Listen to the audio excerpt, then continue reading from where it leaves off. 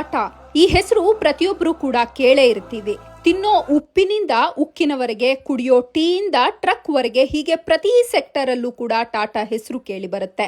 ಇವರ ಒಟ್ಟು ಆಸ್ತಿ 6 ಲಕ್ಷ ಕೋಟಿಗಿಂತ ಜಾಸ್ತಿ. ಇವರ ಕಂಪನಿಗಳಲ್ಲಿ 7 ಲಕ್ಷಕ್ಕೂ ಹೆಚ್ಚು ಜನರು ಉದ್ಯೋಗವನ್ನ ಮಾಡ್ತಾರೆ. ನಮ್ಮ ದೇಶದ ಅತಿದೊಡ್ಡ ವ್ಯಾಪಾರ ಸಾಮ್ರಾಜ್ಯವನ್ನ ಟಾಟಾ ಕಂಪನಿ ಹೊಂದಿದೆ. ಸುಮಾರು 160 ಬೃಹತ್ ಕಂಪನಿಗಳನ್ನ ಯಶಸ್ವಿಯಾಗಿ ನಡೆಸ್ತಿರೋದು ರತನ್ ಟಾಟಾ. ದೇಶದ ಅತಿದೊಡ್ಡ ಕಂಪನಿಗಳಾಗಿರುವಂತಹ ರಿಲಯನ್ಸ್, ಆದಿತ್ಯ ಬಿರ್ಲಾ ಸೇರಿದಂತೆ ಇನ್ನ ಹಲವು ದೊಡ್ಡ ಕಂಪನಿಗಳನ್ನ ಒಂದು ಮಾಡಿದ್ರೂ ಕೂಡ ಟಾಟಾ ಕಂಪನಿಗೆ ಈಕ್ವಲ್ ಆಗೋದಿಲ್ಲ.